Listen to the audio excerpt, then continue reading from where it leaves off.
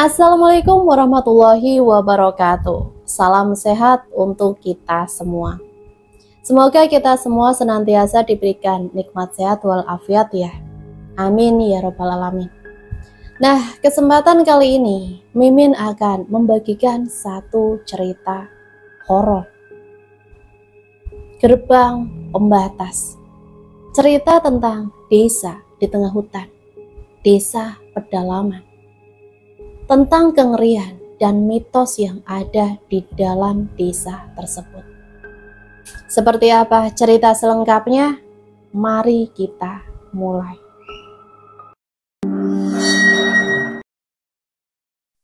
Gerbang Pembatas. Jangan biarkan gerbang terbuka atau kegelapan akan datang menghancurkan. Semenjak pandemi melanda, banyak orang yang merasakan perbedaan dalam hidup mereka. Hal itu pula yang dirasakan banyak anak muda yang biasanya menginginkan kebebasan untuk kesenangan mereka. Hal itu pula yang terjadi pada seorang anak bernama Kaisha. 2 tahun terakhir ini menjadi pengalaman hidup paling membosankan baginya. Tidak pergi ke sekolah, tidak bisa leluasa bertemu teman-teman, dan yang paling buruknya, masa-masa SMA yang harusnya jadi bagian terbaik dalam hidup harus sirna karena pandemi. Namun beruntungnya, di tahun kedua ini semuanya sudah jauh lebih baik. Kaisha bisa pergi keluar dengan leluasa tanpa harus merasakan ketatnya protokol kesehatan. Walaupun di beberapa tempat masih ada yang menerapkan protokol yang ketat. Kaisha adalah anak tunggal. Ayahnya sudah lama meninggal. Ia tinggal bersama ibu dan juga neneknya. Kaisha bukan anak yang akrab dengan ibunya. Ia justru lebih akrab pada neneknya. Di suatu pagi Kaisha bangun lebih pagi dari biasanya karena ia merencanakan pertemuan dengan sahabatnya, Karin dan Tasya. Mereka merencanakan perjalanan ke taman tengah kota yang sudah mulai dibuka untuk umum. Kaisha, panggil ibu. Kaisha beranjak ke dapur di mana ada ibu yang sedang menyiapkan sarapan untuknya. Ibu hanya ingin memastikan kalau Kaisha sudah bangun karena ia berpesan pada ibunya untuk membangunkannya di pagi hari. Ibu udah buatin sarapan, kamu makan dulu sebelum pergi, ucap ibu. Kaisha beranjak ke kamar mandi untuk membersihkan tubuhnya. Setelahnya Kaisha bersiap-siap untuk pergi. Sebelum berangkat, Kaisha mengisi perutnya dengan nasi goreng yang ibu buat sebelumnya. Setelah selesai, ia pamit pada ibu dan neneknya dan pergi menggunakan ojek online. Sesampainya di taman kota, kedua temannya sudah sampai lebih dulu. Perasaan senang menyelimuti mereka karena area taman kota pada akhirnya dibuka kembali setelah 2 tahun ditutup karena pandemi. Ya Tuhan, akhirnya bisa bebas lagi kita. Iya Rian, senang banget. Akhirnya pandemi mulai menghilang. Tasya hanya terdiam melihat kedua temannya yang asik menikmati suasana di taman. Banyak pedagang yang berjejer di sepanjang area taman. Karena cuaca belum terlalu panas. Banyak orang-orang yang berfoto-foto maupun berjalan santai mengelilingi area taman. Puas mengelilingi taman, Kaisha, Karin, dan Tasya duduk di sebuah kursi sambil memakan jajanan yang mereka beli sebelumnya. Mereka membicarakan banyak hal, namun Tasya terlihat tidak seantusias Kaisha dan Karin. Tasya banyak melamun seperti sedang memikirkan sesuatu. Kamu kenapa Tasya? Kau dari tadi diem terus? Tanya Kaisha.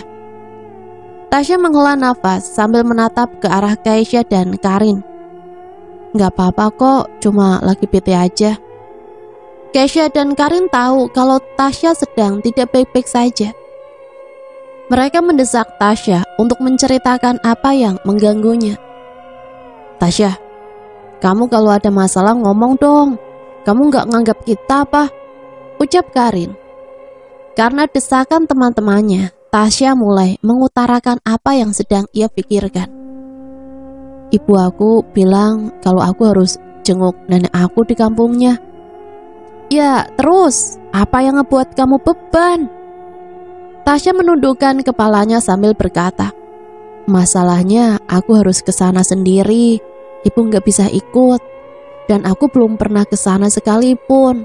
Belum lagi ibu bilang perjalanannya jauh banget. Tasya merasa sangat bingung lantaran ibunya menyuruhnya untuk pergi tanpanya. Padahal Tasya hampir tidak mengenal keluarganya di sana. Ia tidak bisa membayangkan apa yang akan terjadi saat di kampung nanti. Pasti sangat canggung dan membosankan.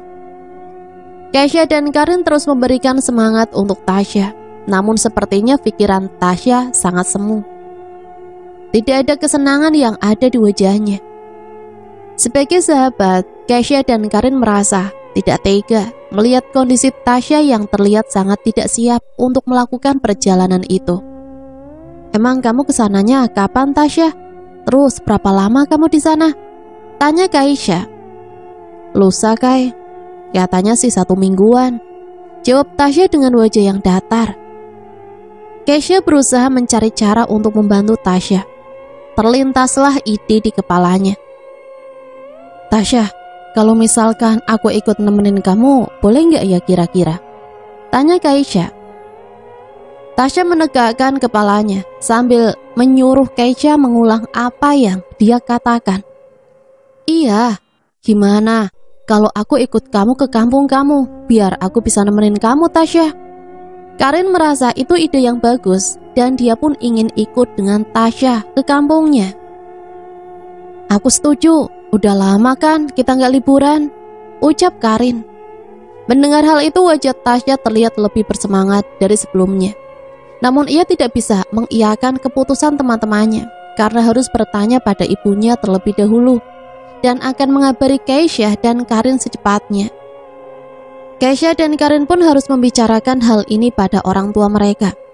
Karena hari mulai siang, mereka memutuskan untuk kembali ke rumah. Sesamanya di rumah, kebetulan sekali ibunya sedang menonton di ruang tamu.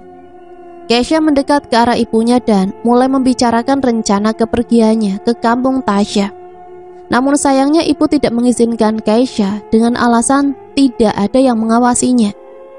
Dengan lantang Keisha terus meyakinkan ibunya. Ibu, Keisha udah dewasa, masa iya kemana-mana harus ada yang dampingin? Kamu sama teman-teman kamu masih labil pikirannya. Ibu gak akan tenang kalau kamu pergi jauh.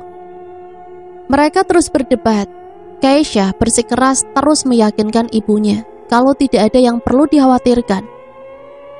Perdebatan mereka membuat nenek keluar dari kamar dan menanyakan apa yang membuat mereka berdebat. Keisha dengan raut wajah yang kesal memberitahu neneknya tentang rencana perjalanannya berkunjung ke kampung Tasya.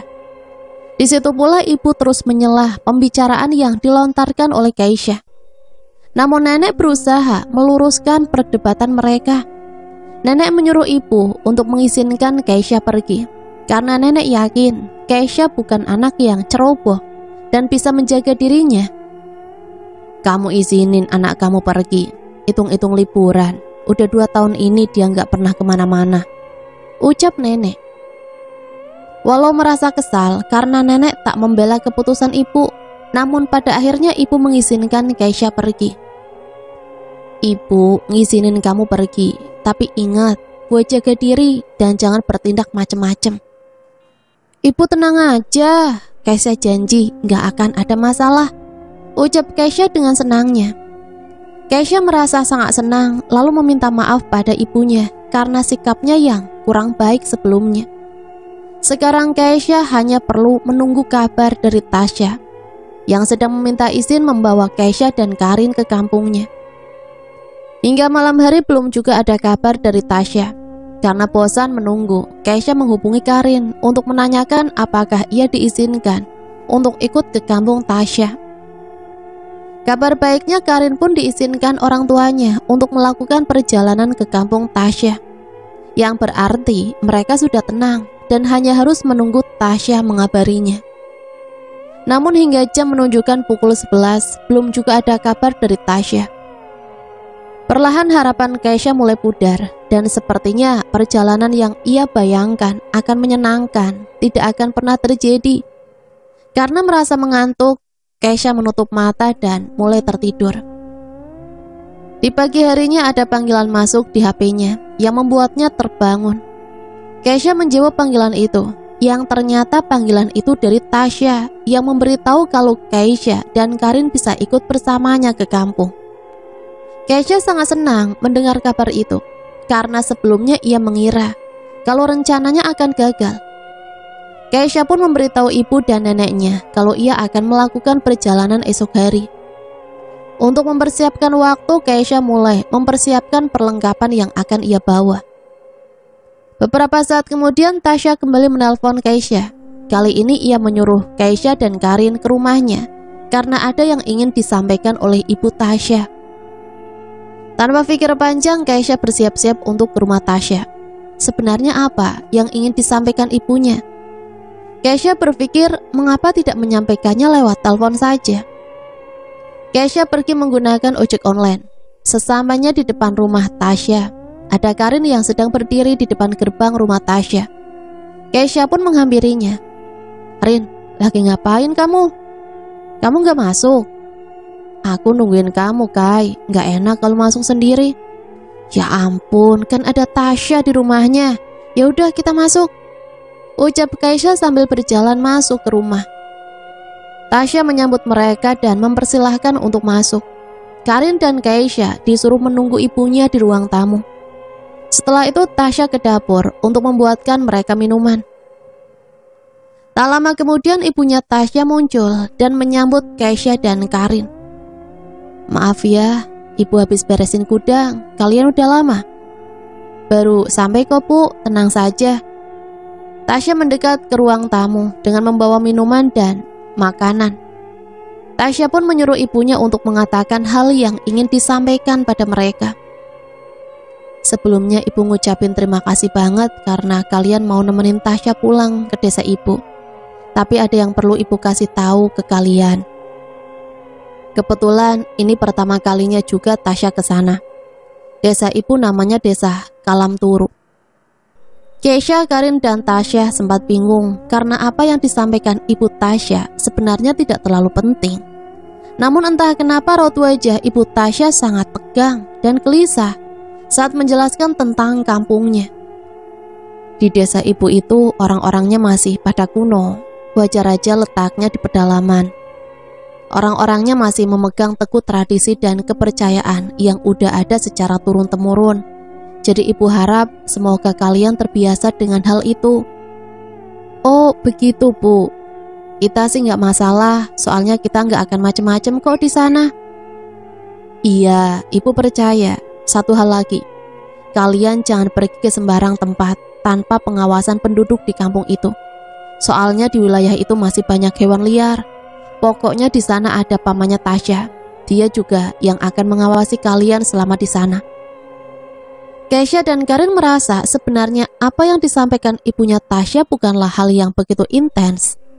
Rasanya tanpa diberitahu pun mereka sudah paham dengan tempat yang akan mereka kunjungi. "Baik, Bu, kita paham." Lama berbincang mengenai kampung yang akan mereka datangi, Karin dan Tasya harus pamit karena mereka harus menyiapkan keperluan yang akan mereka bawa. Tasya mengantar mereka berdua ke depan. Setelah keluar dari rumah Tasya, Karin bertanya pada Tasya tentang sikap ibunya yang terlihat aneh saat menjelaskan tentang kampungnya. Tasya menghela nafas sambil berkata, "Kalau aku ngomong jujur, kalian janji ya nggak akan ketakutan." "Emang ada apa sih Tasya? Kamu malah bikin aku penasaran nih." "Dulu ibu aku pernah cerita kalau di kampungnya itu dia nggak pernah ngerasa tenang kalau hari udah mulai gelap," ucap Tasya. "Ya wajar aja lah Tasya, kan kata ibu kamu wilayahnya itu terpencil dan ada di pedalaman.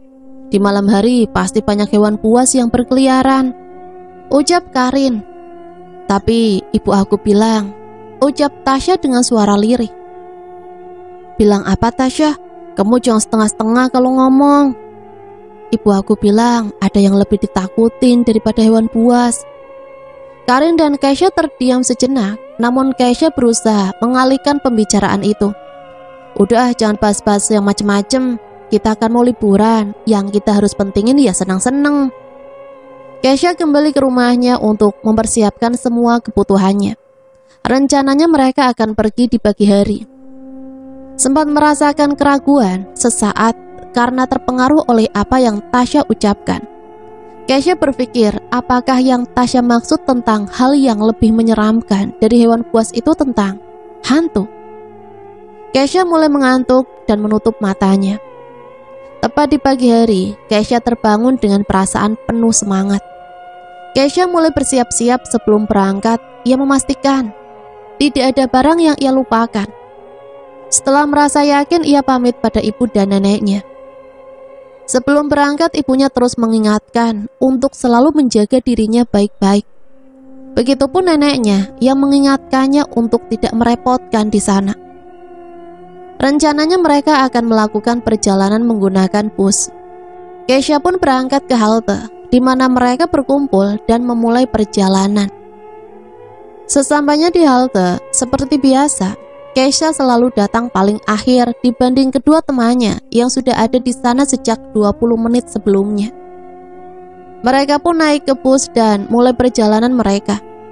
Perjalanan menggunakan bus memakan waktu sekitar 3 jam. Setelah itu mereka turun dan melanjutkan perjalanan menggunakan angkutan umum. Beberapa jam kemudian, Tasya, aku boleh tiduran dikit enggak? Masih ngantuk nih. Janganlah Kai, kamu nyesel kalau tidur selama perjalanan. Lihat deh pemandangannya, ucap Tasya sambil menunjuk ke arah jendela bus. Kesha yang tadinya kerasa mengantuk menjadi segar karena melihat pemandangan persawahan yang sudah menguning. Beberapa petani juga terlihat sedang menyusuri area sawah. Tasya, kayaknya aku bakal suka banget deh di kampung kamu. Kalau tiap hari ngelihat pemandangan kayak gini, ucap Karin. Di sini bukan kampung aku, kampungnya masih jauh banget. Walaupun merasa tenang karena banyak pemandangan yang sangat indah, ternyata perjalanan yang jauh membuat mereka sedikit bosan di angkutan umum. Hampir 2 jam mereka di angkutan umum itu, dan 6 jam secara keseluruhan mereka melakukan perjalanan. Sampai pada akhirnya, angkutan umum itu berhenti karena sudah sampai di titik akhir jalurnya. Kesha, Karin, dan Tasya turun dari angkutan umum itu. Suasana di tempat itu mulai berbeda. Banyak tebing dan pepohonan yang mengelilingi mereka.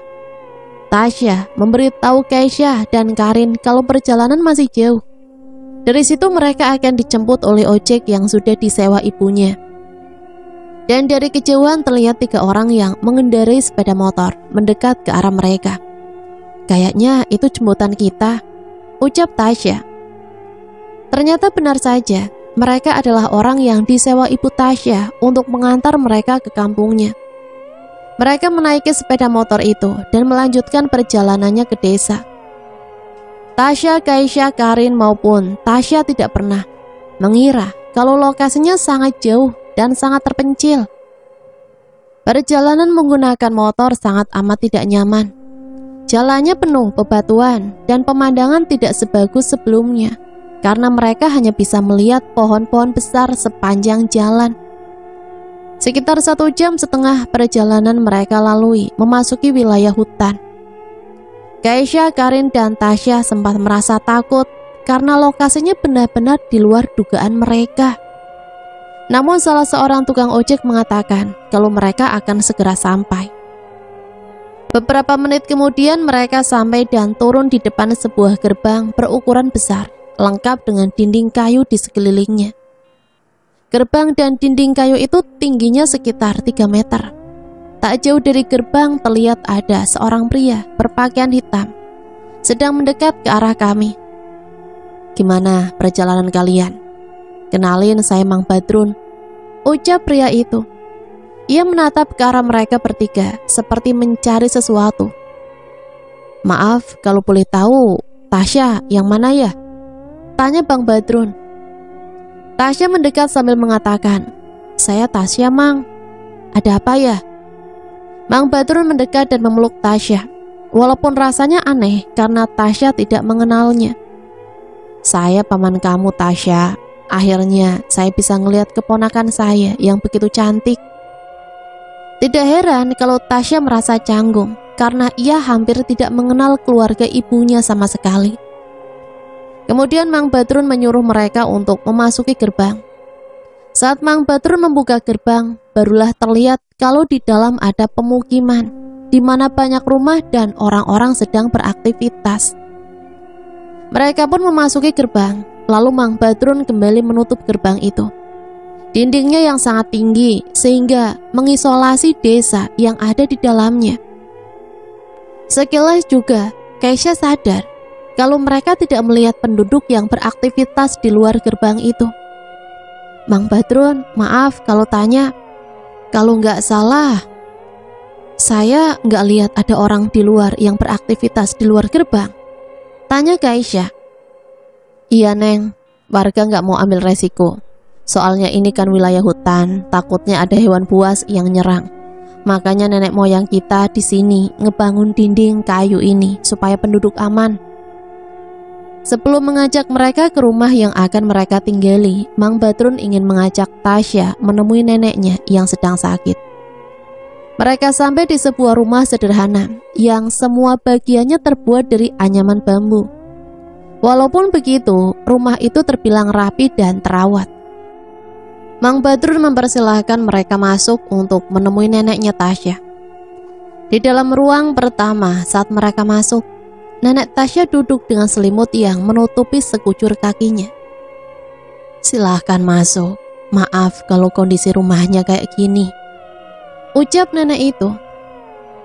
Mereka bertiga bersalaman dengan nenek itu. Saat bagian Tasya, nenek itu menggenggam tangan Tasya.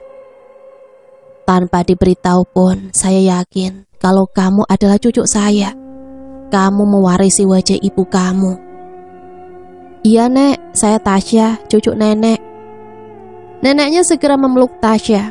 Air mata tidak dapat lagi ditampung. Karena menurut Mang Badrun, sudah sangat lama neneknya ingin sekali berjumpa dengan cucunya. Setelah momen mengharukan itu, Mang Badrun segera mengantar mereka ke rumah yang sudah disediakan untuk tamu. Lokasinya tak jauh dari rumah nenek. Rumah yang akan mereka singgahi terbilang sama seperti rumah lainnya yang ada di tempat itu. Mereka memasuki rumah itu dan merapikan barang-barang bawaannya. Mamang pamit dulu ya. Kalau kalian butuh apa-apa, Mamang ada di rumah nenek. Iya Mang Badrun, makasih. Mereka melihat sekeliling rumah yang akan mereka tempati untuk seminggu ke depan. Saat itu pula mereka sadar kalau di sana tidak ada listrik. Astaga Tasya, di sini gak ada listrik. Aku baru sadar, ucap Karin. Aku sih sadar, ya namanya wilayah perkampungan, pasti belum banyak yang dialiri listrik, ucap Keisha. Kamu kok gak ngasih tahu sih Tasya? Tahu gitu aku bawa banyak power bank. Sorry, aku juga lupa ngasih tahu. Ya udahlah, lagian di sini nggak ada sinyal. Baterai HP kamu pasti awet kok. Mereka juga merasa terbebani karena kamar mandi berada di luar rumah. Walaupun jaraknya tidak terlalu jauh, namun tetap saja akan sangat menakutkan.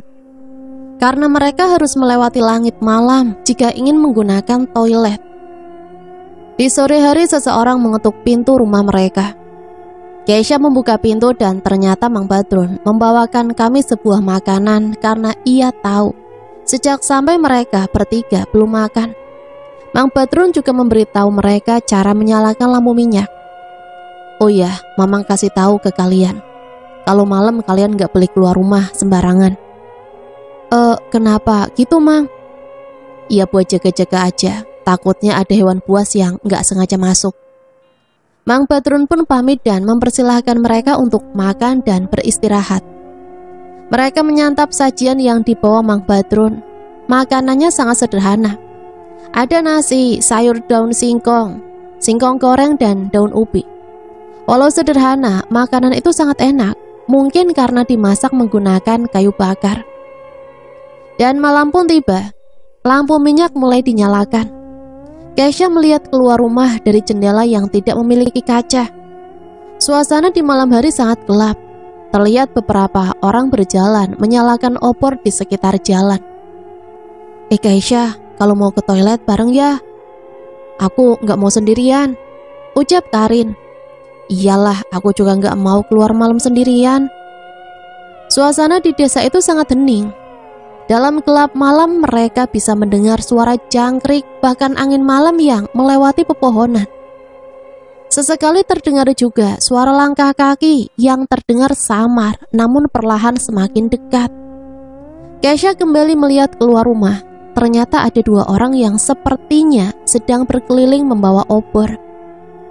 Tiba-tiba Tasya bangun dan mengatakan kalau ia ingin buang air kecil. Kai, aku pengen pipis, antar yuk. Ya udah yuk, aku bangunin Karin dulu, takutnya dia mau ke toilet juga. Keisha mengajak Karin untuk pergi ke toilet bersama. Namun Karin sudah tidur karena kelelahan. Akhirnya Keisha ke kamar mandi yang ada di luar rumah bersama Tasya. Saat pintu belakang dibuka, udara dingin masuk melewati mereka. Udara malam serasa menusuk kulit dan membuat merinding. Belum lagi suasana desa yang sangat gelap gulita. Namun langit malam terlihat tidak begitu gelap, seakan-akan kegelapan hanya ada di antara mereka. Mereka menggunakan kamar mandi secara bergantian, saling menunggu di depan pintu. Saat Keisha menunggu, Tasya yang sedang menggunakan kamar mandi. Keisha teralihkan oleh suara gamelan yang sepertinya berasal dari arah hutan. Keisha yakin tidak salah dengar karena suaranya begitu jelas. Tasya, kamu dengar nggak sih? Itu ada suara kayak irama alat musik gitu. Tasya keluar dari kamar mandi sambil berkata, Mana Kai? Aku nggak dengar apa-apa tuh. Keisha sangat yakin kalau suara itu berasal dari arah hutan. Di luar pagar kayu yang mengelilingi desa itu. Namun Keisha merasa bingung karena ia yakin tidak ada pemukiman lain yang dekat dengan desa itu. Mereka kembali ke dalam dan segera pergi tidur. Pagi hari pun tiba. Mereka terbangun karena udara dingin yang masuk dari sela-sela dinding anyaman rumah. Udara di pagi hari lebih dingin dibandingkan udara malam. Bangun yuk, kita jalan-jalan pagi, ucap Tasya sambil membangunkan Keisha dan Karin. Keisha terbangun lalu membersihkan matanya sambil berkata, Ayo, jangan disia-siakan waktu pagi kita. Karin pun terbangun dari tidurnya. Mereka merapikan alas tidur dan segera pergi keluar rumah. Walau matahari belum terbit, namun langit sudah terlihat cukup terang. Mereka berjalan menyusuri rumah-rumah di desa itu. Namun sepertinya belum ada yang beraktivitas di luar rumah. Suasananya juga masih sangat sepi. Karena merasa terbatas dengan dinding kayu yang mengelilingi desa, Tasya berencana untuk jalan-jalan di luar desa. Namun Karin dan Keisha tidak setuju karena khawatir ada hewan buas yang masih berkeliaran di area hutan. Jangan Tasya, kamu ingat kan di wilayah hutan ini banyak hewan buas. Kamu mau diserang sama mereka? Akhirnya Tasya membatalkan rencananya untuk jalan-jalan di area hutan. Namun ia sangat ingin melihat hutan di pagi hari, walaupun hanya sebentar. Karena Keisha dan Karin merasa mungkin tidak berbahaya jika hanya melihat sejenak. Mereka pun menuju ke arah gerbang utama. Setelah sampai di gerbang, Tasya dengan cepat mencoba membuka gerbang itu. Namun, Hai! Suara teriakan terdengar dari jauh diikuti dengan seseorang yang membawa obor berlari ke arah mereka. Apa yang kalian lakukan? Apa kalian mau membuat kita semua terbunuh? Ucap orang itu. Keisha merasa bingung dengan ucapan pria itu. Bagaimana mungkin mereka bisa berpikir bahwa Keisha dan teman-temannya mau melakukan hal buruk? Maaf Pak, kami cuma mau lihat kondisi hutan di pagi hari, itu aja. Pagi hari kalian bilang? Kalian lagi mimpi, ini masih tengah malam. Apa yang kalian lakuin bisa ngebayain orang banyak di sini. Sentak salah seorang pria itu. Keisha, Karin, dan Tasya terdiam sejenak karena kebingungan dengan ucapan pria itu. Pak, maaf, coba lihat langit, sebentar lagi matahari Belum selesai Kaisya berbicara, ia melihat ke langit dan melihat bulan purnama bersinar terang. Mereka bertiga hanya bisa terdiam kebingungan karena mereka yakin sebelumnya melihat langit di pagi hari. Mereka saling menatap, tak bisa berkata-kata. Tapi tadi langitnya terang, ucap Tasya. Mendengar keributan itu, Mang Badrun keluar dari rumahnya dan mendekat ke arah keributan. Ada apa ini? Ini Mang, anak-anak ini mau ngebuka gerbang desa kita, ucap salah seorang pria itu. Mang Badrun menatap mereka bertiga dan meminta mereka menjelaskan apa yang sebenarnya terjadi. Maaf Mang, kami tadi yakin ngelihat langit udah terang, makanya kita mutusin buat jalan-jalan pagi. Tapi nggak taunya kenapa ternyata masih tengah malam. Iya Mang, kita cuma mau lihat. Hutan aja dikiranya udah pagi. Tanpa berpanjang lebar, Mang Badrun membawa mereka bertiga kembali ke rumah. Kaisya dan teman-temannya merasa aneh karena mereka sangat yakin melihat langit terang di pagi hari. Namun seolah-olah langit berubah menjadi malam lengkap dengan bulan purnama. Sesamanya di dalam rumah, Mang Badrun berusaha memberitahu kalau mereka mungkin hanya sedang bermimpi. Namun semuanya yakin kalau apa yang mereka lihat adalah kenyataan. Mang, tolong percaya, kita nggak mungkin bohong, ucap Tasya. Mang Badrun menghela nafas sambil menatap mereka bertiga. Tadinya Mamang nggak mau cerita karena takut ngeganggu liburan kalian. Tapi kayaknya kalian harus tahu. Apa yang harus kami tahu, Mang? Tanya Kaisya. Sejak zaman dulu, leluhur Mamang yang ada di sini sengaja ngebangun pagar kayu pembatas itu buat ngelindungin semua warga desa. Bukan cuma dari hewan buas, tapi apa, Mang? Tanya Tasya. Mang Badrun terlihat sangat sulit untuk melanjutkan ucapannya. Dinding kayu itu juga dibuat untuk melindungi warga desa dari iblis yang menghuni hutan ini, ucap Mang Badrun. Kaisya, Karin, dan Tasya tidak bisa berkata-kata lagi. Dinding kayu itu dibuat khusus oleh para leluhur dengan banyak mantra di dalamnya. Menurut kepercayaan leluhur, di malam hari iblis dan pasukannya akan keluar mencari mangsa. Oleh sebab itu pintu gerbang desa ini tidak boleh terbuka hingga matahari terbit. Lalu, Mang, kalau gerbang itu sampai terbuka, apa yang bisa terjadi? Intinya, ada hal yang buruk yang bisa menimpa desa ini. Mang Badrun pamit dan menyuruh mereka untuk kembali tidur. Mendengar cerita Mang Badrun membuat Kaisya dan Karin ketakutan. Namun tampaknya Tasya tidak merasakan ketakutan itu dan beranggapan bahwa yang Mang Badrun ceritakan hanyalah sebuah mitos. Kalian jangan percaya cerita kayak gitu, namanya juga orang pedalaman, pasti masih percaya sama hal yang berbau mistis, ucap Tasya. Mereka melanjutkan tidur mereka, walau masih banyak pertanyaan perihal hal aneh yang baru mereka alami. Ayah mulai berkokok. Kaisya terbangun dari tidurnya. Ia terbangun dan melihat keluar rumah. Ada beberapa orang yang sedang menyapu halaman. Kali ini Kaisya merasa tenang karena hari sudah benar-benar pagi. Kaisya membangunkan kedua temannya dan memberitahu kalau hari sudah pagi. Mereka bangun dan merapikan alas tidur mereka. Tidak lama kemudian seseorang mengetuk pintu rumah mereka. Saat pintu dibuka, terlihat seorang wanita yang membawakan makanan untuk mereka. Perkenalkan, saya Siti, istri dari Mang Badrun. Kaisya menyuruhnya masuk dan mengucapkan terima kasih. Namun ia ingin bertemu Tasya karena tidak sempat melihat sebelumnya. Tasya pun memberikan salam pada bibinya itu. Saya bibi kamu Tasya, maaf ya kemarin saya nggak nyambut kamu. Iya Bi, nggak apa-apa. Emangnya Bibi habis dari mana? Bibi habis dari rumah pengasingan. Wajarlah namanya juga cewek. Mendengar jawaban Bi Siti membuat Tasya bingung. Rumah pengasingan itu apa Bi? Oh iya, kalian belum tahu ya? Ya udah, kalian siap-siap dulu, nanti Bibi ajak kalian keliling desa ini. Mereka mulai bersiap-siap karena Bik Siti akan mengajak mereka berkeliling. Setelah semuanya siap, mereka pun melakukan perjalanan mengelilingi kampung.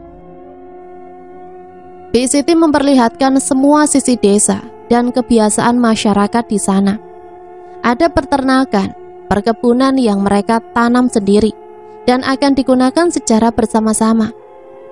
Kalau di sini semuanya ngutamain kekeluargaan, makanya kami suka berbagi satu sama lain. Sambil terus berjalan, Keisha tidak sengaja melihat ada keanehan dari dinding kayu yang mengelilingi desa, di mana ada tulisan di sepanjang dinding kayu itu. Bik Siti, maaf, kenapa banyak tulisan aneh di dinding kayu itu? Ya, semua ini dibuat sama leluhur supaya kita terlindungi dari hawa jahat yang ada di luar desa. Lagi dan lagi, jawabannya adalah seputar kekhawatiran mereka tentang makhluk yang lebih berbahaya dari hewan buas. Setelah mengelilingi desa, Bik Siti juga mengajak mereka untuk pergi keluar dari desa. Namun mereka sedikit takut karena khawatir ada hal yang berbahaya di sana. Bik Siti mengatakan bahwa dia ingin menunjukkan rumah pengasingan pada mereka yang ternyata lokasinya ada di luar desa. Berjalanlah mereka menuju ke arah gerbang. Setelah itu gerbang dibuka dan mereka keluar dari desa lalu berjalan ke arah belakang desa. Bik Siti menuntun kami untuk tetap beriringan. Dari kejauhan perlahan terlihat bangunan seperti rumah berukuran kecil yang dikelilingi pagar berukuran kecil. Bi, itu rumah siapa? Kok ada di luar desa? Tanya Keisha. Itu rumah pengasingan yang Bibi maksud. Mereka tidak mengerti apa yang dimaksud rumah pengasingan yang letaknya di luar desa, sangat dekat dengan hutan. Maaf Bi, rumah pengasingan itu buat apa ya Bi? Kok ada di luar desa? Rumah pengasingan ini dibuat para leluhur kami buat nampung wanita yang lagi datang bulan, supaya mereka dilindungi dari sesuatu yang jahat dan darah mereka nggak ngotorin desa. Tapi Bi, bukannya bahaya kalau ada orang yang tinggal di rumah kayak gini? Kan hewan buas bisa aja muncul dan nyerang mereka. Hal yang lebih ditakutkan warga desa bukan cuma binatang buas, ada yang lebih menakutkan dari itu, ujar Bik Siti sambil tersenyum kecil. Walau aneh, namun mereka harus menghargai kepercayaan yang ada di desa itu. Jadi kemarin Bibi menetap di rumah pengasingan itu? Tanya Tasya. Iya, udah hampir 4 hari, 3 malam Bibi tinggal sendiri di rumah pengasingan itu. Sontak saja jawaban Bik Siti membuat mereka sangat kaget. Bagaimana bisa Bik Siti bermalam sendirian di tempat yang sangat menyeramkan itu? Bik Siti menjelaskan hal itu untuk membuat wanita aman, karena wanita yang sedang datang bulan, darahnya wangi, dan dapat menjadi incaran makhluk halus yang menghuni hutan. Tapi Bi, bukannya lebih bahaya kalau mereka dibiarin sendiri di hutan kayak gini? Tanya Keisha. Nggak bahaya, malahan mereka akan terlindungi dari ancaman yang nggak bisa mereka lihat. Rumah pengasingan itu dibuat dengan banyak mantra dan ilmu yang kuat. Para leluhur katanya butuh waktu 30 tahun untuk menyempurnakan mantra yang ada di rumah itu, ucap Bik Siti. Tak berapa lama kemudian, Bik Siti kembali mengajak mereka masuk ke dalam desa. Bik Siti juga pamit karena harus menyiapkan makanan untuk mereka. Keisha merasa mulai sedikit tidak nyaman di desa itu, karena banyaknya mitos yang masih dipercaya warga desa itu. Baru sehari kita di sini, tapi rasanya udah nggak betah, ucap Keisha. Iya, aku juga nggak bisa ngebayangin kalau Tasya sendirian di kampungnya ini, saut Irana. Perlahan Tasya keluar dari kamar sambil menatap Keisha dan Karin. Kamu kenapa Tasya? Aku datang bulan lagi, jawab Tasya. Ya terus kenapa? Kamu bawa pembalut kan? Mereka terdiam sesaat. namun Keisha sadar apa yang sedang dipikirkan oleh Tasya, yaitu rumah pengasingan. Keisha ingat kalau bibinya bilang siapapun wanita yang sedang datang bulan harus pindah sementara ke rumah pengasingan. Kalian gak sadar tadi bibi bilang apa? Iya Tasya, aku paham apa yang kamu pikirin. Terus gimana? Apa kita harus bilang? Mereka mencoba mencari tahu apa yang harus mereka lakukan. Karena jika ada warga desa yang tahu Tasya sedang datang bulan, mereka pasti membawa Tasya ke rumah pengasingan. Kalau enggak, kita enggak perlu bilang kalau Tasya lagi datang bulan. Enggak akan ada yang tahu juga kan? Ucap Karin memberitahukan pendapatnya. Tapi apa enggak apa-apa? Tadi si Bik Siti bilang kan kalau hal itu harus dilakuin. Ucap Keisha. Udahlah, lagian semuanya cuma mitos kan? Masa iya cewek lagi haid harus diasingin? Udah kalian dem aja, aku nggak mau ke rumah pengasingan itu. Ucap Tasya. Pada akhirnya mereka setuju untuk menyembunyikan fakta bahwa Tasya sedang datang bulan. Walaupun Keisha sangat khawatir karena harus membohongi dan menyepelekan tradisi yang ada di desa itu. Hari sudah mulai sore dan lagi Bik Siti mengunjungi mereka untuk membawakan makanan. Kebetulan saat itu Keisha dan Karin sedang bergantian mandi sore. Makasih ya Bi, maaf jadi ngerepotin, ucap Tasya. Iya Tasya, nggak apa-apa. Maaf ya, cuma bisa nyediain makanan seadanya. Oh iya, sekalian Bibi mau ambil piring yang tadi pagi ya.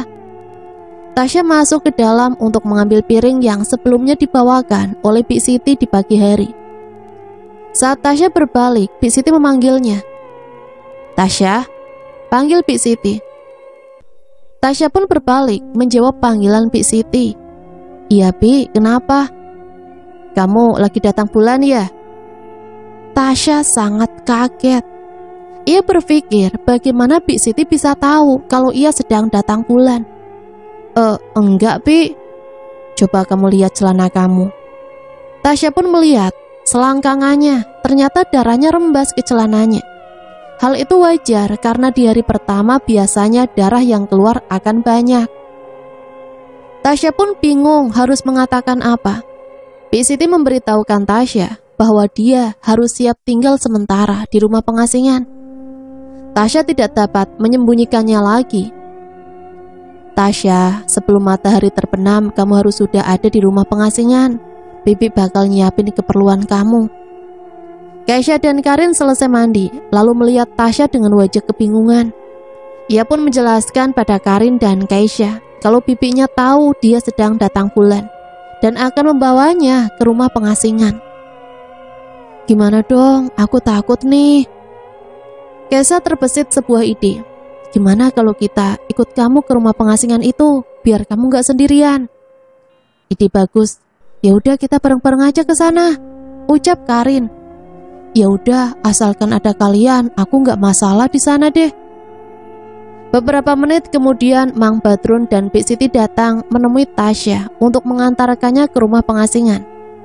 Di situ Tasya memohon untuk mengajak temannya bersamanya. Mang Badrun mengizinkannya, namun hanya boleh membawa satu orang untuk menemani Tasya. Di situ Karin bersedia menemani Tasya di rumah pengasingan itu. Karena jika Keisha yang ikut, Karin akan sendirian di rumah dan ia tidak suka sendirian. Akhirnya Tasya dan Karin pergi ke rumah pengasingan itu, diantar oleh Mang Badrun dan Bik Siti. Keisha sedikit cemas karena temannya harus bermalam di tempat yang cukup menakutkan. Keisha terpaksa harus tidur sendirian. Seperti malam sebelumnya, terlihat ada dua orang yang berkeliling sambil membawa obor. Rasanya Keisha sulit memejamkan matanya dan terus memikirkan kedua temannya. Sementara itu di rumah pengasingannya, Tasya dan Karin tidur berdekatan melawan rasa takut mereka. Sebelumnya Mang Badrun berpesan pada mereka untuk tidak meninggalkan rumah pengasingan apapun yang terjadi. Namun mereka terdiam karena mendengar suara alunan gamelan yang berasal dari luar rumah pengasingan. Suaranya terdengar sangat dekat. Namun sayangnya mereka terlalu takut untuk memeriksanya dan berusaha mengabaikannya. Namun mereka mendengar suara teriakan yang sangat kencang. Sontak mereka terbangun dan merasa sangat ketakutan. "Tasya, aku takut banget. Itu suara apa?" ucap Karin sambil menangis. "Rin, kita harus gimana? Aku juga takut." Kemudian suara aneh muncul kembali. Kali ini tangisan dan tawa bayi terdengar secara bersamaan, membuat seluruh badan Tasya dan Karin gemetaran hebat karena takut. "Tasya, aku gak kuat. Kita balik lagi aja ya ke desa." "Ya Rin, aku juga takut. Kita kabur aja dari sini." "Tapi Mang Badrun bilang kan kita gak boleh keluar," katanya Tasya. "Aku gak peduli. Kenapa aku harus menahan ketakutan aku cuma buat ngikutin mitos yang gak jelas. Pokoknya kita balik ke desa." Mereka beranjak dari tempat mereka duduk dan mencoba membuka pintu rumah pengasingan untuk kembali ke desa. Saat pintu dibuka, kegelapan menyambut mereka. Dalam gelap mereka disambut seseorang yang membelakangi mereka. Tasya mengira kalau itu orang dari desa. Namun tangisan dan tawa itu berasal dari orang itu. Karena takut, Tasya dan Karin berlari dari rumah pengasingan ke arah gerbang desa dengan sangat tergesa-gesa. Saat berlari, Karin sempat melihat ke rumah pengasingan. Namun dalam gelap itu, ia bisa melihat banyak orang dengan mata merah sedang berkumpul mengelilingi rumah pengasingan sambil menatap ke arahnya yang sedang lari. Tanpa pikir panjang, Karin dan Tasya mendorong gerbang desa dengan sekuat tenaga. Hingga gerbang itu terbuka, mereka lari ke rumah singgah mereka. Keisha yang sedang tidur begitu kaget karena mendengar seseorang mengetuk pintu rumahnya dengan kencang. Saat Keisha membukakan pintu, ternyata Tasya dan Karin yang mengetuk dan menyuruh Keisha untuk segera menutup pintunya. "Kalian kenapa? Bukannya kalian lagi di rumah pengasingan?" Sambil menangis dan wajah ketakutan, Tasya menjawab, "Aku mau pulang. Aku gak mau ada di sini lagi. Tempat ini nakutin." "Iya, Kai. Banyak hal aneh, banyak makhluk aneh yang aku lihat di sana. Aku gak mau di sini," ucap Karin sambil menangis. Keisha berusaha menenangkan kedua temannya yang terlihat sangat ketakutan. Namun yang Keisha khawatirkan adalah jika warga desa tahu kalau Tasya dan Karin kabur dari rumah pengasingan. "Aku gak peduli, di sana nyeremin. Pokoknya aku mau pulang." "Ya udah, itu urusan nanti. Sekarang kita tidur aja ya. Tenangin diri kalian." Keisha tidak tahu apa yang baru saja mereka alami. Namun apapun itu, yang pasti cukup mengerikan hingga membuat mereka benar-benar ketakutan. Di pagi hari Keisha terbangun karena keramaian yang ada di luar rumah.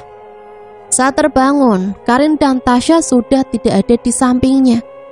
Keisha pun keluar untuk melihat keramaian yang ada di luar. Ternyata warga kampung sedang berkumpul. Keisha pun mendekat untuk mencari tahu apa yang terjadi. Ternyata mereka sedang membahas masalah gerbang yang terbuka entah sejak kapan. Para warga khawatir gerbang terbuka sejak malam. Kebetulan ada Bik Siti di sana. Keisha pun memanggilnya untuk menanyakan apa yang terjadi. Bik Siti berusaha menjelaskan sesuatu yang membuat warga desa panik. Seseorang ngebuka gerbang itu sejak malam. Itu membuat warga desa panik. Keisha langsung sadar, sepertinya itu ulah Karin dan Tasya tadi malam. Namun Keisha tidak memberitahu Bik Siti apa yang terjadi. "Tapi Bi, nggak ada hewan buas yang masuk ke pemukiman kan Bi?" "Kita nggak ngekhawatirin hewan buas Keisha. Sesuatu yang lebih dari itu." "Maksudnya apa Bi?" Bik Siti terlihat sangat sulit untuk membicarakan hal itu. "Keisha, kayaknya kamu dan teman-teman kamu harus kembali ke kota. Bibi khawatir ada hal yang buruk akan terjadi di sini." "Hal yang buruk, Bi?"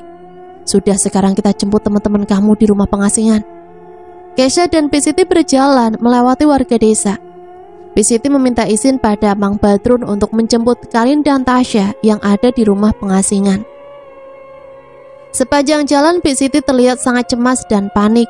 Sesampainya di rumah pengasingan, Siti dibuat kebingungan karena Tasya dan Karin tidak ada di sana. Kesha juga bingung kemana Karin dan Tasya pergi. Siti terlihat panik dan ketakutan. Kesha juga bertanya-tanya kemana kedua temannya itu pergi. Apa mungkin mereka kembali ke kota tanpa sepengetahuan Kesha? Kesha, kita kembali ke desa, mereka menghilang. Tapi mungkin aja mereka pergi ke suatu tempat. Kesha, mereka gak akan bisa kemana-mana tanpa bantuan orang desa. Mereka kembali ke desa. Terlihat warga desa masih berkumpul di depan gerbang, membahas tentang gerbang yang terbuka sejak malam. Kesha sempat bingung mengapa hal seperti itu sangat dipermasalahkan warga desa.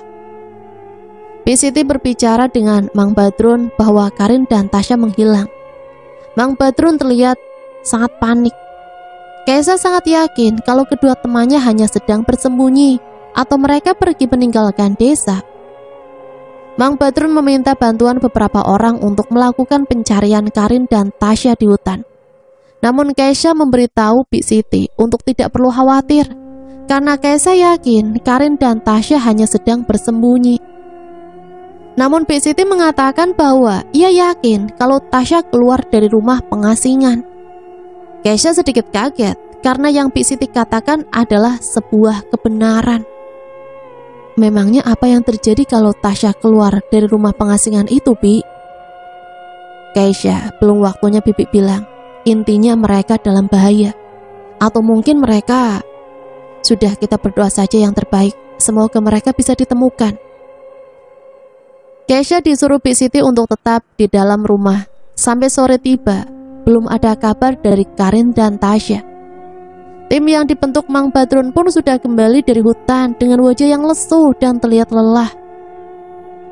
Kesha keluar dari rumahnya, di mana masih banyak orang yang berkumpul. Tepat di sebelahnya ada seorang wanita yang sedang menangis ke suaminya.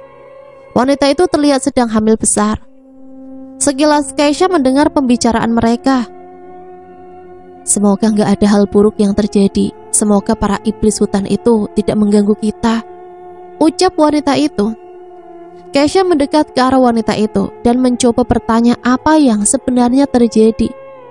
Perlahan wanita itu mencoba menjelaskannya pada Kesha. Kegelapan malam itu dikuasai oleh iblis yang menghuni hutan ini. Selama gerbang itu menutup, iblis tidak akan bisa masuk ke desa kami. Tapi jika gerbang terbuka, itu membuka jalan bagi para iblis untuk masuk ke desa kami dan membuat kekacauan, ucap wanita itu. Bukannya warga bisa menutup kembali gerbangnya, Bu, dan semua masalah selesai? Menutupnya, kita nggak tahu berapa banyak iblis yang masuk ke desa ini. Jika gerbang itu ditutup, iblis yang berhasil masuk juga akan terjebak di dalam dan akan lebih mudah membawa petaka untuk kami. Tatapan wanita itu menjadi tajam. Perlahan ia mulai tertawa sangat keras. Warga desa teralihkan oleh tawa wanita itu. Wabah dari kegelapan akan datang menghancurkan kalian semua, teriak wanita itu. Warga desa berusaha menyadarkan wanita yang terlihat seperti kerasukan itu. Karena ketakutan, Kesha kembali ke rumahnya. Ia merasa sangat ingin pergi dari desa itu. Namun bagaimana ia bisa pergi jika Karin dan Tasya belum ditemukan? Hingga sore hari Kesha hanya terbaring di kasurnya. Para warga desa juga terlihat sedang berdoa tepat di depan gerbang. Kesha merasa bingung. Apa ia harus jujur tentang Tasya dan Karin dan memberitahukannya? Karena Kesha sangat yakin Tasya dan Karin yang membuka gerbang itu di malam hari saat mereka kabur. Kemudian terdengar seseorang mengetuk pintu. Kesha pun membukanya, yang ternyata itu Mang Badrun. Kesha, Tasya dan Karin hilang. Kita nggak bisa nemuin mereka. Kesha merasa sangat beban karena menyembunyikan sebuah kebohongan. Pada akhirnya Kesha berusaha memberitahu Mang Badrun apa yang terjadi sebelumnya pada Tasya dan Karin. Ia menceritakan ke Mang Badrun kalau malam tadi Tasya dan Karin kembali ke rumah karena mereka ketakutan. Dan Kaisa sangat yakin kalau merekalah yang membuka gerbang itu di malam hari. Mang Badrun begitu kesal mendengar kebenaran itu. Mereka tidur di samping Kaisa, Mang. Tapi pas bangun mereka udah gak ada. Mamang tidak yakin mereka bisa diselamatkan. Tapi semoga saja pikiran Mamang salah. Tapi Mang, apa mungkin sampai segitunya? Bukannya itu sedikit berlebihan? Mungkin buat kamu semuanya kelihatan mustahil dan berlebihan. Kamu lihat wanita yang kerasukan tadi. Itu pertanda kalau iblis sudah ada di antara kita. Iblis dari hutan sudah masuk ke desa kita. Dan gak ada yang tahu hal buruk apa yang akan terjadi. Kaisya tidak bisa berkata-kata lagi. Semua yang Mang Badrun katakan sangat menyeramkan. Walaupun Kaisya masih meragukan hal itu. Kaisya berpikir untuk kembali ke kota secepatnya. Namun ia harus menemukan Karin dan Tasya terlebih dahulu. Terus Mang, Tasya dan Karin kemana? Bisa aja mereka pulang ke kota tanpa sepengetahuan kita. Kaisya, apa mungkin mereka tega meninggalkan kamu kalau misalkan mereka memang kembali ke kota? Doakan saja, semoga mereka bisa ditemukan. Mang Badrun pamit untuk ikut berdoa bersama warga lainnya. Kaisya diminta untuk tidak keluar rumah karena Mang Badrun khawatir ada sesuatu yang tidak diinginkan. Di lain sisi, Kaisya begitu kebingungan tentang keberadaan kedua temannya. Bagaimana bisa tenang? Suara doa dari warga di desa terdengar sepanjang hari, yang mana hal itu membuat Kaisya semakin ketakutan. Saat hari sudah mulai gelap, gerbang mulai ditutup kembali. Kali ini ada beberapa orang yang berjaga di depan gerbang. Tak lama kemudian Bik Siti mengunjungi Kaisya di rumahnya. Kaisya, kalau kamu takut, kamu bisa ikut Bibi. Kita tidur di rumah nenek. Nggak usah, Bi. Kaisya di sini aja. Oh ya, Bi, para warga udah selesai berdoanya. Mereka bukan hanya berdoa, Kaisya. Mereka juga memohon sepanjang hari agar hal buruk apapun yang masuk ke desa mau keluar dan tidak mengganggu. Itulah yang terjadi jika gerbang terbuka di malam hari, karena iblis sedang mengambil alih kegelapan. Tapi Bi, apa dengan melakukan hal itu keberadaan hal buruk itu bisa pergi meninggalkan desa ini? Kita semuanya berharap, Kaisya, warga desa gak akan pernah tahu apakah keburukan itu akan pergi atau tidak. Setelah Bik Siti pamit, Kaisya berusaha untuk tidur. Ia tidak merasa begitu takut karena di luar rumah banyak orang yang berjaga.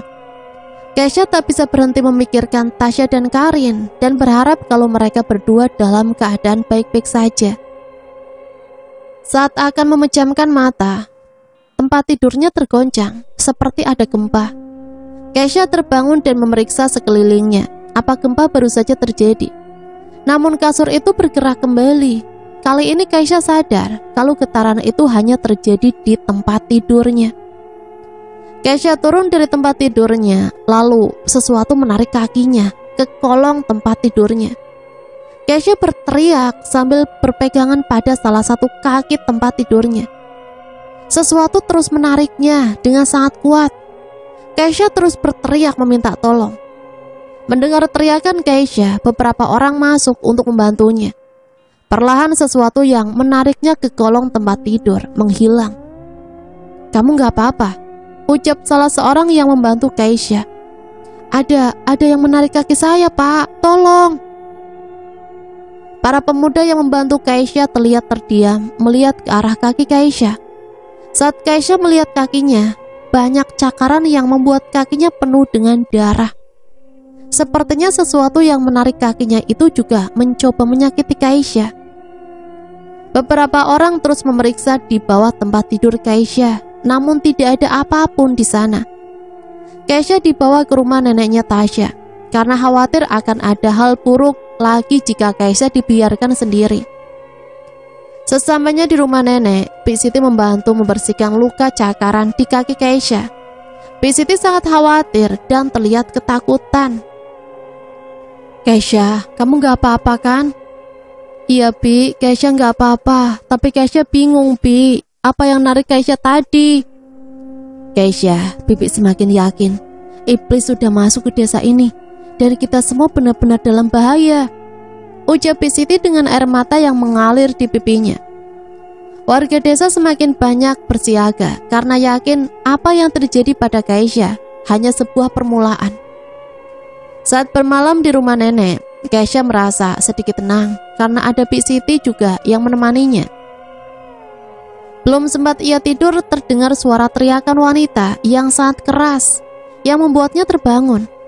Bi Siti pun mendengar suara teriakan itu dan mencoba keluar untuk memeriksanya. Di luar rumah sangat ramai, suara warga yang entah sedang berbicara apa. Karena penasaran, Keisha mencoba bangun dan keluar untuk memeriksa. Ternyata suara teriakan itu berasal dari wanita hamil yang sempat berbicara dengan Keisha sebelumnya. Wanita itu terlihat memukul-mukul perutnya, dan anehnya perutnya sudah tidak buncit. Keisha bertanya-tanya apa yang sebenarnya terjadi. Tak lama setelahnya, suara wanita kembali terdengar. Di rumah lainnya, warga menuju sumber suara itu, lalu Bi Siti kembali masuk ke rumah. Keisha, kamu ngapain? Ayo masuk. Keisha dan Bi Siti kembali ke dalam rumah. Wajah Bi Siti sangat kosong dan sedih. Karena penasaran, Keisha bertanya apa yang terjadi pada wanita itu. Kandungan wanita itu hilang secara tiba-tiba. Bayinya menghilang dari perutnya. Keisha hanya terdiam mendengar apa yang dikatakan Bi Siti. Lalu beberapa teriakan terdengar secara berurutan di desa itu. Tak lama kemudian Mang Badrun kembali ke rumah dan memberitahu kalau semua wanita hamil di desa itu kehilangan bayi yang ada dalam kandungannya.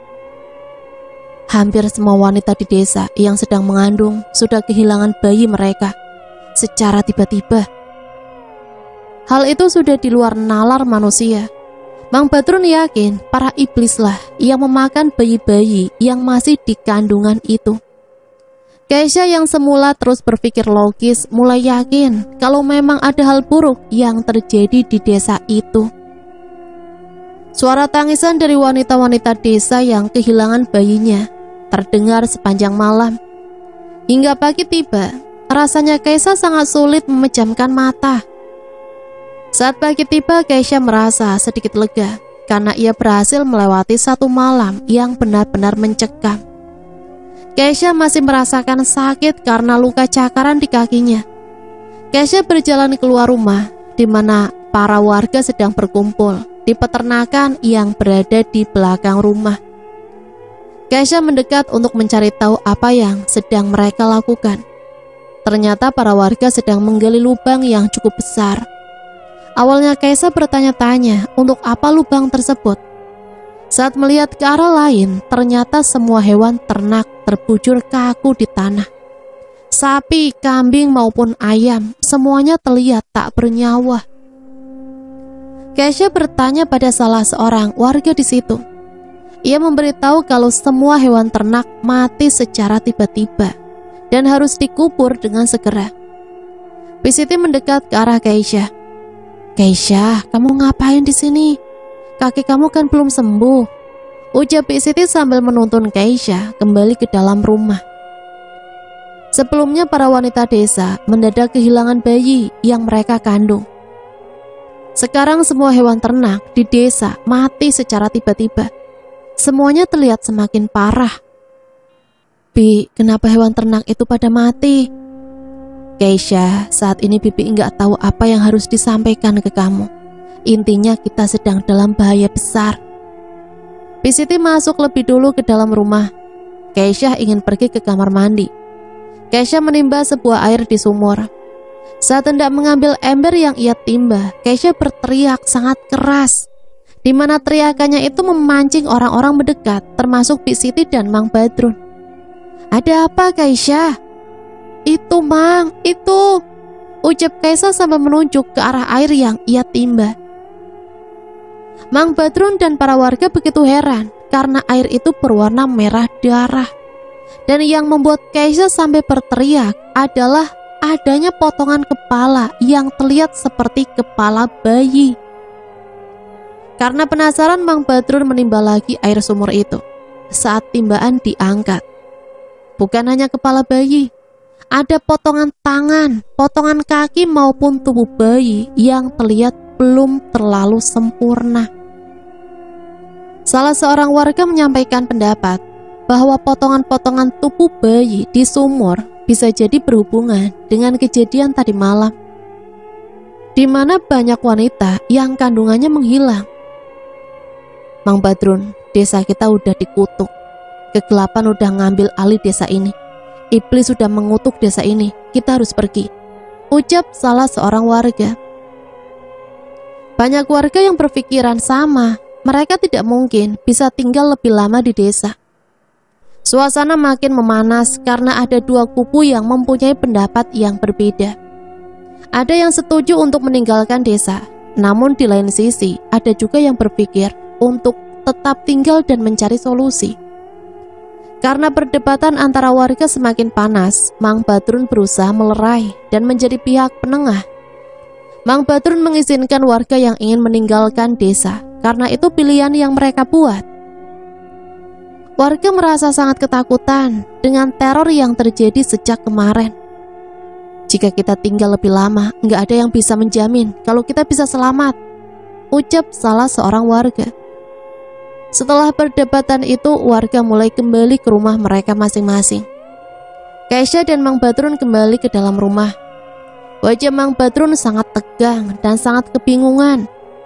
Saat ada di dalam rumah, Mang Badrun meminta pendapat Nenek Tasya. Nenek bilang kalau iblis mungkin berhasil masuk ke desa dan membuat kekacauan.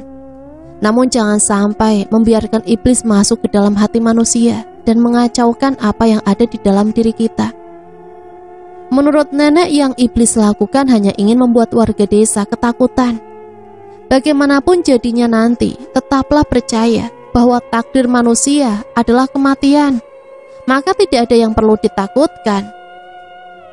Mang Badrun, Bik Siti dan Kaisya merasa sangat tenang mendengar apa yang nenek katakan.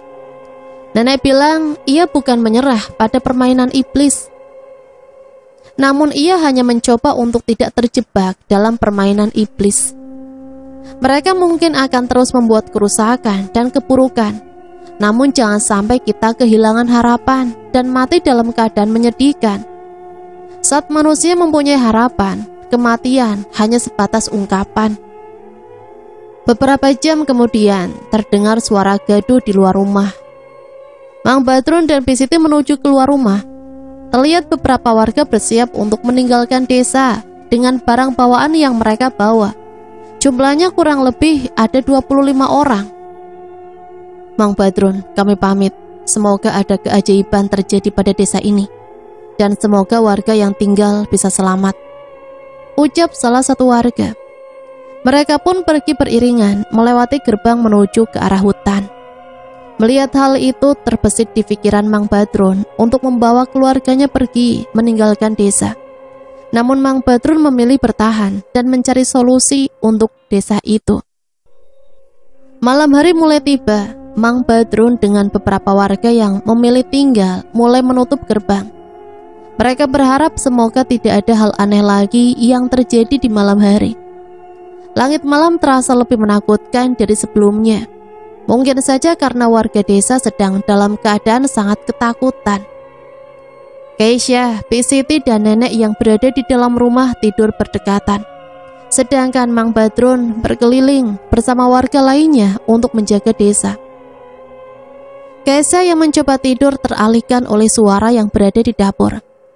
Kaisya bangun lalu mencoba mencari tahu sumber suara itu. Sambil membawa lilin, Kaisya menuju ke arah dapur. Dan saat Kaisya menyorot lampu minyak ke arah dapur, terlihat sosok manusia kerdil yang sedang membelakanginya. Terlihat sosok itu seperti sedang memakan sesuatu. Kaisya pun berteriak meminta bantuan, namun sosok itu berbalik dan menunjukkan wajahnya yang berbulu dengan gigi taring yang penuh darah, dengan matanya yang berwarna merah. Bik Siti menuju ke arah Kaisya dan bertanya apa yang terjadi. Mendengar teriakan Keisha, warga yang sedang berjaga menuju ke rumah itu. Dan sosok kerdil itu menghilang. Namun sosok kerdil itu meninggalkan sesuatu, yaitu potongan kepala manusia dengan keadaan hancur. Sepertinya sosok itu sedang memakannya. Bi Siti mengajak Keisha, sedang Mang Badrun berusaha membersihkan potongan kepala itu. Keisha terlihat sangat terguncang dan ketakutan. Keisha, kamu tenang ya, jangan ingat apa yang kamu lihat. Sambil menangis Keisha berkata, Keisha pingin pulang, Bi. Keisha nggak tahan lagi. Tolongin Keisha, Bi. Kamu sabar dulu ya, Bibi bakal usahain kamu bisa pulang secepatnya. Tak berselang beberapa lama, terdengar teriakan dari rumah yang ada di sebelah mereka. Mang Badrun berlari dan mencari tahu apa yang terjadi. Dan ternyata potongan kepala yang dibawa oleh manusia kerdil yang Keisha lihat adalah kepala seorang balita yang tinggal di sebelah rumah. Lalu dari luar gerbang terdengar suara seseorang meminta tolong, dan perlahan membuka pintu gerbang. Ternyata orang itu adalah salah satu warga desa yang sebelumnya pergi meninggalkan desa. Para warga menyambutnya dan bertanya apa yang terjadi padanya. Pria itu menceritakan kalau ia dan rombongannya tidak bisa menemukan jalan keluar dari hutan. Dan saat malam mulai gelap, satu persatu rombongannya menghilang secara misterius. Ia sadar kalau di dalam gelap ada sosok bertubuh besar yang menelan orang-orang yang hanya menyisakan dirinya sendiri. Intinya 24 dari 25 orang yang sebelumnya berencana meninggalkan desa meninggal karena diserang sosok bertubuh besar yang menelan mereka. Dengar, jika kalian pikir meninggalkan desa bisa membuat segalanya membaik, kalian salah. Hal ini membuktikan tidak ada tempat untuk pergi, ucap Mang Badrun. Para warga mulai kehilangan semangat hidup dan mereka mulai merasa kalau hidup mereka akan berakhir secepatnya. Jangan putus asa, apapun takdir kita nanti, biarkan terjadi. Karena apapun rencana kalian untuk ke depan, mati akan selalu menjadi akhir dari hidup kita, ucap Mang Badrun. Sama seperti warga desa, Keisha pun sudah merasa pasrah dengan semuanya. Ia merasa tidak akan ada kesempatan untuk keluar dari desa ini. Saat warga tenggelam dalam perasaan putus asa, nenek keluar dari rumah menuju kerumunan. Masih ada harapan untuk kalian. Masih ada harapan untuk desa ini, ucap nenek. Warga desa menoleh ke arah nenek. Saya merasa sudah cukup menjalani hidup sampai saat ini. Biarkan saya melakukan hal yang berguna di akhir umur saya. Nenek menjelaskan ke warga desa, ada hal yang bisa dilakukan untuk mengeluarkan iblis dari desa mereka, yaitu dengan melakukan sebuah ritual pengorbanan. Dan nenek menawarkan diri untuk melakukan ritual itu. Walau pada awalnya Mang Badrun dan Bi Siti tidak mengizinkan nenek melakukannya, namun nenek meyakinkan Mang Badrun kalau nenek ingin memanfaatkan sisa umurnya untuk membantu banyak warga. Dengan berat hati Mang Badrun dan Bi Siti merelakan keputusan yang nenek ambil. Nenek mulai menjelaskan bahwa proses ritual itu bertujuan untuk menyerahkan roh seseorang yang ditumbalkan untuk menjadi budak iblis di alamnya. Dengan begitu para iblis yang ada di dalam desa bisa pergi meninggalkan desa. Karena proses ritual itu memerlukan banyak kayu dan tak mungkin juga mereka mau mengambil resiko pergi ke hutan. Akhirnya warga memanfaatkan rumah mereka sendiri untuk dihancurkan. Karena hampir semua bagian rumah terbuat dari kayu. Dikumpulkanlah puing-puing rumah di satu tempat. Keisha sebenarnya belum paham ritual seperti apa yang akan mereka lakukan. Saat kayu dirasa sudah cukup, warga mulai berkumpul mengelilingi tumpukan kayu yang berada di tengah mereka. Nenek mulai berjalan menuju ke tumpukan kayu itu. Namun sebelumnya nenek menuju ke arah Keisha. Keisha, sampaikan pada ibunya Tasya bahwa nenek sangat menyayanginya. Ucapkan terima kasih nenek karena sudah mengizinkan Tasya mengunjungi nenek. Iya nek, Tasya bakal sampein. Kamu anak yang baik, nenek akan menjaga Karin dan Tasya di sana. Maksud nenek apa? Di mana Karin dan Tasya, nek? Nenek hanya tersenyum dan berjalan menuju ke tumpukan kayu. Tasya benar-benar tidak mengerti apa yang akan nenek lakukan. Siti menatap Tasya sambil menangis. Tasya tidak paham apa yang terjadi. Pintu gerbang dibuka lalu seorang pria mendekat ke arah nenek dengan membawa sebuah obor. Tasya mulai paham dan mengerti. Ia tidak bisa berkata-kata. Jantungnya berdetak sangat kencang. Perlahan pria membawa obor itu mulai membakar kayu di mana nenek berada. Ternyata ritual pengorbanan itu mengharuskan seseorang untuk bersedia dibakar hidup-hidup. Bi, nenek dibakar, ucap Tasya dengan paniknya. Tasya, itu keinginan nenek, kita harus ikhlas. Perlahan api semakin membesar dan mulai membakar tubuh nenek secara perlahan. Tasya yang tidak sanggup melihat hal itu memeluk Siti dan terus membayangkan bahwa semuanya itu tidak nyata. Api semakin besar. Anehnya nenek tidak berteriak walaupun api membakar tubuhnya. Tasya melihat sekeliling di mana warga desa menangis sambil berdoa. Saat api berkobar sangat besar, anehnya asap dari pembakaran tidak mengarah ke atas, namun asap itu bergerak ke arah gerbang yang terbuka. Tasya melihat kobaran api yang sepertinya sudah terbakar habis tubuh nenek. Lalu dari arah gerbang terdengar suara gamelan yang sangat dekat. Para warga yang sadar memalingkan pandangan mereka ke arah gerbang. Disitulah mereka melihat nenek, Tasya dan Karin yang sedang berdiri menatap ke arah mereka. Namun mereka dikelilingi sosok hitam bermata merah yang seolah-olah memegangi tubuh mereka. Tasya memanggil Karin dan Tasya yang terlihat menangis. Siti memberitahu kalau nenek, Tasya dan Karin sudah menjadi budak iblis dan mereka tidak akan bisa kembali. Mang Badrun pun memerintahkan warga untuk segera menutup gerbang secepatnya. Disitulah nenek, Karin, dan Tasya tersenyum ke arah Tasya. Gerbang pun ditutup, pertanda kegelapan telah pergi dari desa mereka. Tasya hanya bisa menangis di pelukan Siti. Ia terus berharap kalau semua yang ia alami hanyalah sebuah mimpi. Tasya, biarkan mereka pergi. Bagian dari mereka akan terus hidup dalam diri kita, ucap Siti. Setelah ritual pengorbanan itu, warga mulai kembali ke rumah mereka. Dan berbeda dari malam sebelumnya, rasa takut seakan sudah menghilang, membuat Tasya bisa memejamkan matanya dengan tenang. Matahari pun membangunkan Tasya dari tidurnya. Ia masih berharap kalau semua yang dia alami tidaklah nyata.